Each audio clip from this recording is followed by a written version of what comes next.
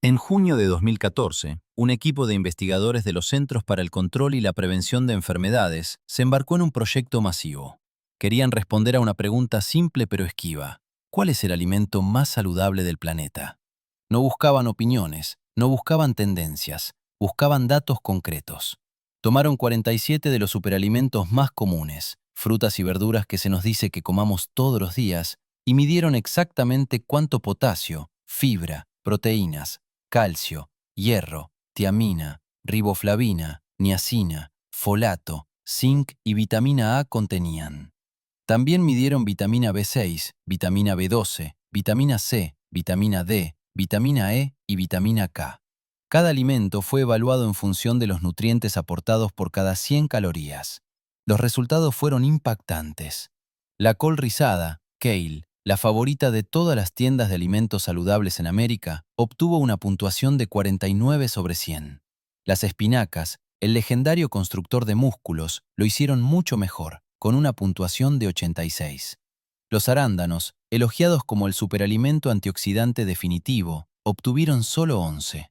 Pero en lo más alto de la lista, sola con una puntuación perfecta de 100 sobre 100, se encontraba una planta que la mayoría de los americanos modernos nunca han probado. No era una baya exótica del Amazonas, no era una raíz de los Altos Andes, era una humilde hoja verde picante que crece en arroyos fríos y poco profundos de todo el hemisferio norte. El berro. Según el análisis científico más riguroso jamás realizado por el gobierno de Estados Unidos, el berro es el alimento más denso en nutrientes de la Tierra. Y sin embargo, si entras hoy en un supermercado americano típico, es probable que no lo encuentres. Verás paredes de col rizada, verás pirámides de manzanas, pero el rey de la nutrición es invisible. ¿Por qué? La respuesta no es una conspiración. La respuesta es mucho más interesante y mucho más trágica.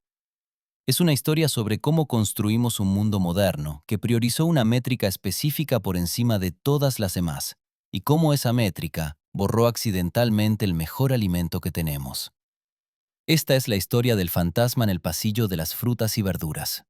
Para entender lo que perdimos, hay que retroceder a una época en la que esta planta no era un fantasma. Hay que retroceder a las calles brumosas y manchadas de carbón del Londres victoriano. A mediados del siglo XIX, Londres era el corazón palpitante de la revolución industrial, pero era un lugar brutal para ser pobre.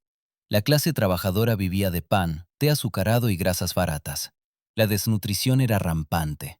El escorbuto, causado por la deficiencia de vitamina C, era una amenaza constante en los barrios marginales. Sin embargo, los victorianos tenían un arma secreta. Lo llamaban el pan del pobre. Cada mañana, mucho antes de que el sol saliera sobre el Támesis, cientos de vendedores ambulantes se extendían por toda la ciudad. A menudo eran niños, algunos de tan solo 5 o 6 años, descalzos en el frío, llevando cestas de mimbre apiladas con frescos manojos verdes de berros. El grito de berros frescos, era la banda sonora de la mañana londinense. Resonaba en las paredes de ladrillo de fábricas y edificios de apartamentos. Por un solo penique, un trabajador de fábrica podía comprar un gran manojo, y en ese único manojo obtenían más hierro que una ración de espinacas, más calcio que un vaso de leche y más vitamina C que una naranja. Era un milagro nutricional. Los victorianos valoraban tanto el berro que construyeron infraestructuras solo para mantener alimentada la ciudad. En Hampshire, a 80 kilómetros de distancia, se excavaron vastas redes de lechos de grava en los arroyos calcáreos. No eran pantanos fangosos, eran sofisticadas granjas acuáticas de aguas cristalinas. El agua tenía que estar en constante movimiento, brotando de profundos acuíferos subterráneos ricos en minerales, fluyendo a través de los lechos para mantener las plantas frescas y dulces. Incluso construyeron una línea de ferrocarril, la Midlands Railway, específicamente para llevar este vegetal perecedero desde los arroyos hasta la ciudad. Se la conocía localmente como la línea del berro.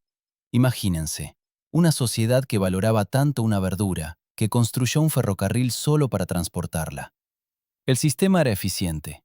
La cosecha se cortaba a las 4 de la mañana, se cargaba en el tren de vapor a las 6 y se vendía en las calles de Londres a las 8. Del arroyo frío al sándwich del trabajador en 4 horas. Era el sistema original de la granja a la mesa. Y luego el mundo cambió. Al amanecer del siglo XX, las poblaciones explotaron. Las ciudades crecieron hacia afuera, extendiéndose lejos de las líneas de tren. Los sistemas alimentarios locales que habían alimentado a la humanidad durante miles de años comenzaron a sufrir tensiones. Necesitábamos una nueva forma de alimentar a millones de personas que vivían a cientos, a veces miles de kilómetros de la granja más cercana. Necesitábamos una solución de ingeniería.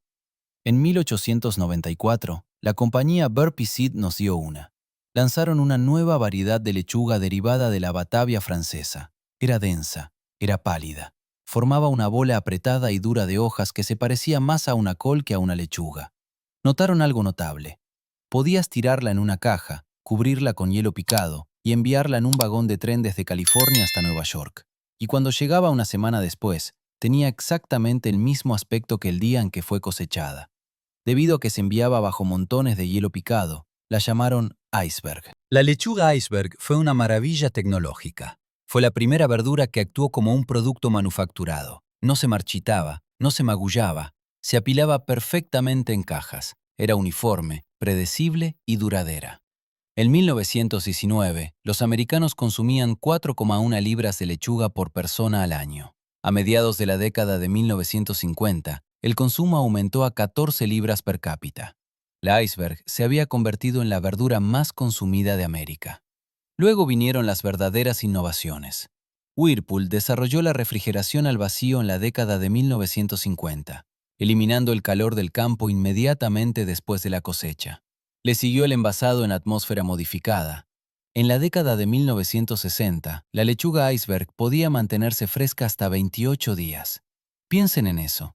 Podías cosechar una lechuga en el Valle de Salinas, California, subirla a un tren, almacenarla en un almacén, llevarla a un supermercado y dejarla en la nevera de un cliente durante un mes antes de que la comiera. Este era el santo grial del emergente sistema alimentario industrial. A los supermercados les encantaba la iceberg. Era de bajo riesgo, era muy rentable, era el inventario perfecto. ¿Pero el berro? El berro era una pesadilla. El berro es un 93% agua. Sus tallos son huecos. Es una planta acuática que depende de la presión del agua para mantenerse erguida. En el momento en que lo cortas del arroyo, comienza a morir. Empieza a marchitarse en cuestión de horas. Incluso con la mejor refrigeración, tiene una vida útil de quizás 2 o 3 días, quizás 5 si tiene suerte. En el nuevo mundo del transporte de larga distancia y los centros de distribución centralizados, el berro era un inconveniente. No podía sobrevivir al viaje. Se marchitaba en la parte trasera de los camiones de 18 ruedas, se convertía en puré bajo las luces fluorescentes de los expositores de los supermercados. Esa no es una pequeña diferencia, es una diferencia de 10 veces en la vida útil para un sistema de distribución de alimentos construido en torno a almacenes centralizados. Esa diferencia fue decisiva. Los supermercados necesitaban productos que pudieran permanecer en los estantes sin marchitarse. Necesitaban una apariencia uniforme, necesitaban un suministro predecible. El berro falló en todas las pruebas. Cuando el ferrocarril del berro cerró en 1963 debido a los recortes de Beeching, el berro ya no pudo hacer el viaje de Hampshire a Londres. El transporte por carretera tardaba más, los camiones refrigerados ayudaron, pero el berro seguía llegando marchito por los bordes. La iceberg prosperó. Se enviaba de California a Nueva York sin queja. Se apilaba perfectamente. Parecía fresca durante semanas. Así que el sistema hizo una elección. No eligió basándose en el sabor, no eligió basándose en la salud, eligió basándose en la logística. Reemplazamos la verdura que puntuó 100 de 100 con una verdura que puntuó 7. Esa es la puntuación real que recibió la lechuga iceberg en el estudio de los Centros para el Control y la Prevención de Enfermedades. 7. No 70. 7. La lechuga iceberg es 96% agua. Las pálidas hojas interiores, la parte que la mayoría de nosotros realmente come, han estado protegidas del sol, lo que significa que casi no contienen clorofila, pocas vitaminas y muy pocos antioxidantes. Es esencialmente agua crujiente. Pero era conveniente, y en el siglo XX, la conveniencia era el rey. Para la década de 1980, el 90% de los cultivadores de berros de Gran Bretaña habían abandonado. Las 1000 acres que alimentaban la Inglaterra victoriana se redujeron a 150 acres. En Estados Unidos, el berro ni siquiera tuvo una oportunidad. Fue relegado a una guarnición, una ramita verde en un plato elegante que apartabas para llegar al bistec. Cambiamos nutrición por vida útil. Cambiamos el alimento químicamente más complejo de la naturaleza por un contenedor de envío biológico. Y el coste de ese intercambio solo ahora está quedando claro. Cuando hablamos de la dieta moderna, normalmente hablamos de azúcar y grasa, pero rara vez hablamos de la ausencia de densidad. Estamos comiendo más calorías que nunca, pero nos estamos muriendo de hambre de nutrientes. Hemos llenado nuestros platos con alimentos que han sido cultivados para ser duraderos, grandes y dulces, pero despojados de los compuestos amargos y complejos que nuestros cuerpos evolucionaron para desear. El berro es rico en un compuesto llamado isotiocianato de fenetilo, que da a la planta su sabor picante. En estudios de laboratorio, se ha demostrado que este compuesto suprime el desarrollo de células cancerosas. Es un potente medicamento. La lechuga iceberg no tiene nada de esto. Es segura, es insípida, está vacía. Cuando los CDC publicaron ese estudio en 2014, los periodistas se apresuraron a encontrar a los pocos agricultores de berros que quedaban en el mundo. Un agricultor, cuya familia había estado cultivando berros en los mismos arroyos calcáreos durante generaciones, simplemente se rió. Llevamos años diciéndole esto a la gente. Nadie escucha. La clase trabajadora victoriana no necesitaba un estudio de los CDC. Sabían que el berro mantenía a sus hijos sanos. Un manojo para el desayuno proporcionaba más nutrición que cualquier otro alimento que pudieran permitirse. La Inglaterra victoriana tenía ferrocarriles que transportaban berros de Hampshire a Londres en 4 horas. La América moderna tiene almacenes que guardan productos durante 2 semanas antes de que lleguen a una tienda. El sistema cambió, y el berro no. La tragedia no es que dejáramos de comer berro. La tragedia es que olvidamos por qué lo comíamos. Los victorianos no tenían espectrómetros de masas, no tenían estudios gubernamentales, pero tenían una conexión con la tierra. Sabían que cuando se sentían débiles, cuando sus hijos parecían pálidos, o cuando el invierno se prolongaba demasiado, necesitaban el pan del pobre. Sentían el efecto en sus cuerpos. Hemos perdido esa sensación. Dependemos de etiquetas y marketing. Y debido a que el berro no tiene un presupuesto de marketing, y porque no encaja perfectamente en un envase de plástico con tapa, permanece invisible. Pero no está extinto. Los arroyos siguen ahí. La planta sigue creciendo en silencio en los lugares salvajes y húmedos del mundo. Todavía puedes encontrarla en los mercados de agricultores o en los rincones especializados de las tiendas de comestibles de alta gama. No parece gran cosa. Suele ser un manojo pequeño y caro envuelto en una goma elástica, con un aspecto un poco cansado. Cuesta $4, mientras que la lechuga iceberg de al lado cuesta $2. Pero mira más allá del precio. Mira más allá de las hojas marchitas. Esa humilde planta es una superviviente. Es un recordatorio de que el mejor alimento no es el que queda más bonito en Instagram o el que se mantiene fresco más tiempo en tu nevera. El mejor alimento es el que lucha por mantenerse vivo. El sistema se optimizó para la variable equivocada. Se optimizó para el camión, no para el ser humano. Pero tú no eres un camión. Eres un organismo biológico que requiere combustible. Y el mejor combustible de la Tierra te está esperando si estás dispuesto a buscarlo. Los sistemas se optimizan para lo que miden, no para lo que importa. Medimos la vida útil, medimos la transportabilidad, medimos el coste por libra. Nos olvidamos de medir la nutrición. La verdura que puntúa 100 de 100 se convirtió en un artículo especializado escondido en los rincones de los mercados de agricultores.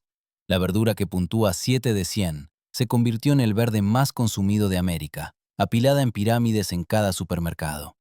Eso no es un fracaso del berro, eso es un fracaso de las métricas que elegimos optimizar. El berro no desapareció porque fuera inferior, desapareció porque el sistema que construimos estaba midiendo las cosas equivocadas.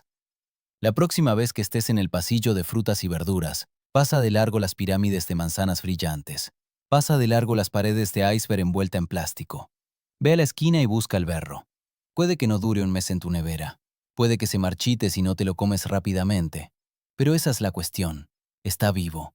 Y está esperando para ayudarte a sentirte vivo también. Si esta historia ha cambiado la forma en que ves las verduras en tu carro de la compra, por favor suscríbete y dale a me gusta a este video.